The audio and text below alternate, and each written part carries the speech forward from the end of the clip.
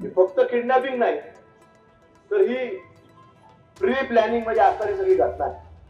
तो अपहरण झालं म्हणजे गुन्हाच काय आहे? अपहरणाचा. म्हणजे तो व्यक्ती त्याच्या ताब्यात आहे. आता ताब्यात आहे म्हटल्यानंतर ते समोरचं सांगतोच बोलणार. त्यामुळे या घटनेचा तर आपण निषेध करतोच, पण मी पोलीस प्रशासनाला सुद्धा तुम्हाला सांगतो तीव्र शब्दामध्ये निषेध व्यक्त करतो. आणि ज्या ज्या वेळेला महाराष्ट्रामध्ये अशा घटना घडतात, मागच्या काही काळापर्यंत त्यावरती कुणी आवाज उठवत नव्हतं. प्रत्येकाला वाटायचं की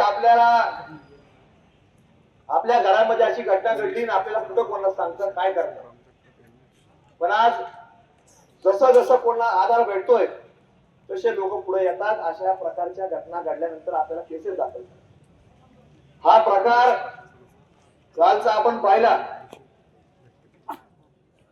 फक्त किडनॅपिंग नाही तर ही प्री प्लॅनिंग म्हणजे असणारी सगळी घटना आहे. म्हणजे आपली मुलगी कुठून निघणार, कधी निघणार, तिच्यावर पाळत ठेवणं, टेम्पो आणणं, वेगवेगळ्या मोटरसायकलवरती माणसं ठेवणं आणि मिरचीची पुड्या तुम्हाला सांगतो खिशात ठेवून त्या भावावर तिच्या आईच्या अंगावर टाकणं, डोळ्यात टाकणं, ही काय घटना अचानक घडलेली नाही. आपल्याकडे आपण पाहतो की अपघाताने काही घटना घडतात, चालता बोलता रस्त्यावरती वाद होतात, तशी घटना पोलिसांना याचा अजिबात म्हणजे 1% सुद्धा गांभीर्य नाही. आणि आता भेटलो प्रशासनाच्या काही अधिकारी लोकांना भेटलो, त्यांनी सांगितलं आमचा तपास चालू. पण आमची विनंती आहे तुम्हाला, जाहीर विनंती आहे प्रशासनाला, अहो असा कार्यक्रम तुम्ही करा, अशा घटनाचा तपास करायची वेळच तुमच्यावर आली नाही पाहिजे. अशा घटना कोणाला तुम्हाला सांगतो असं कृत्य करायचं जरी म्हटलं तर त्याला त्याच्या आईचं दूध आठवलं पाहिजे, त्याला त्याची धाडच झाली नाही पाहिजे.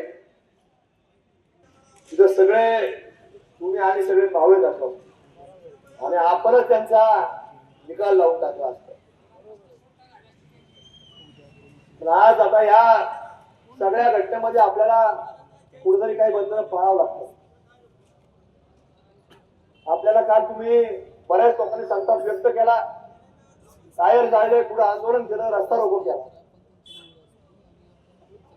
प्रशासनाला आम्ही आपल्या या आजच्या मोर्चामधून सांगतो की कुठल्याही प्रकारे आमच्या कुठल्याही व्यक्तीला या आंदोलनामध्ये अटक होता कामा नये. कारण की आदरचे 2 नंबर धंदे, वाळू नेतो, पुरी नेतो, 2 रुपये पोलिसांना प्रशासनाला पुरवतो, त्यामुळे त्याला सगळ्याच प्रकारचं संरक्षण प्रशासन त्याला देतं.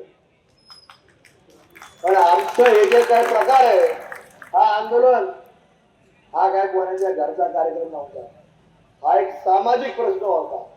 त्याच्यामुळे आमच्या कुठल्याही युवकाला, आंदोलकाला याच्यामध्ये अटक होता कामा नाही. कुठलाही या ठिकाणी शासनाचं नुकसान झालेलं नाही.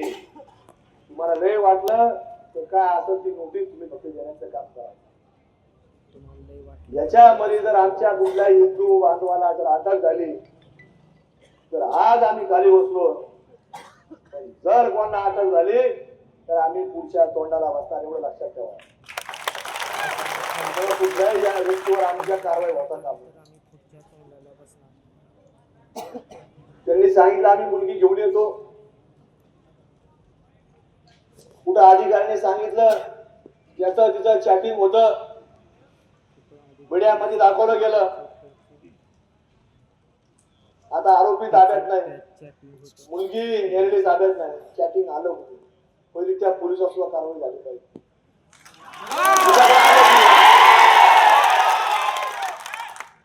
हे दुसरं गुन्हा नाही, हे देणारा आदरच असतात.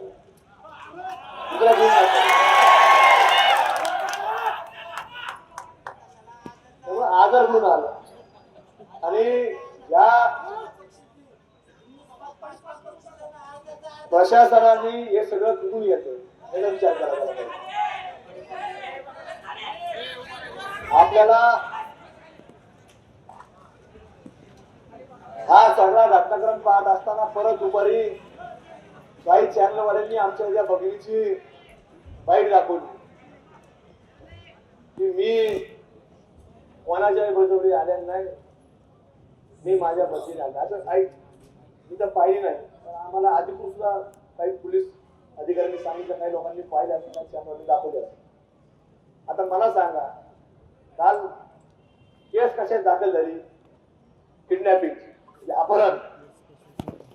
ज्या व्यक्तीचं अपहरण होतं, तो अपहरण झालं म्हणजे गुन्हाच काय आहे? अपहरणाचा. म्हणजे तो व्यक्ती त्याच्या ताब्यात आहे. आता ताब्यात आहे म्हटल्यानंतर ते समोरचं सांगतोच बोलणार.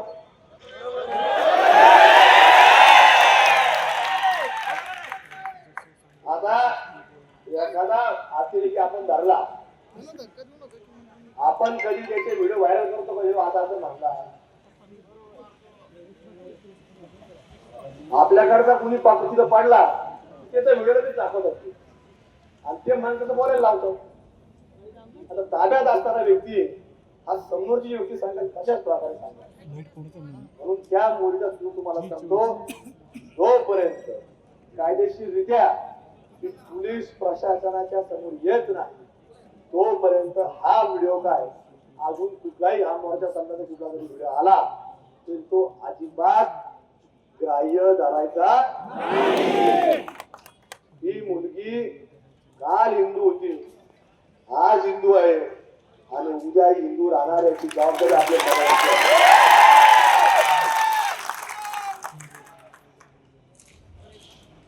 त्या आजारच्या बाबतीमध्ये सातत्याने सांगितलं जातं, आजार असा करतो, आजार तसा करतो. हा आजार नाही, हा आजगर झालेला आहे आणि त्याचं धाडस फक्त आणि फक्त प्रशासनाच्या सहकार्यामुळे झालं. त्याला जर कोणाचं सहकार्य भेटलं नाही तर तुम्हाला त्याची हिंमत होऊ शकत नाही. हा महाराष्ट्र आहे, पुढे छत्रपती शिवाजी महाराजांची जयंती आहे आणि छत्रपती शिवाजी महाराजांच्या महाराष्ट्रामध्ये अशा तुरळांची ओढवळ फार काळ काही चालत नसते. आज कालपर्यंत घडलं, पण आज आपला समाज या ठिकाणी एकत्रित झालेला आहे. या ठिकाणी एकत्रित होऊन त्याला तुमच्या लक्षात येतंय की आपल्याला एकत्र होणं गरजेचं. माझ्या अगोदर अनेक लोकांनी सांगितलं की आपण सर्वांनी एक झालं पाहिजे, आपल्या लोकांनी सगळ्यांनी एक झालं पाहिजे. तिथं छोट्या छोट्या जाती पंथामध्ये आपण विखरले गेलो.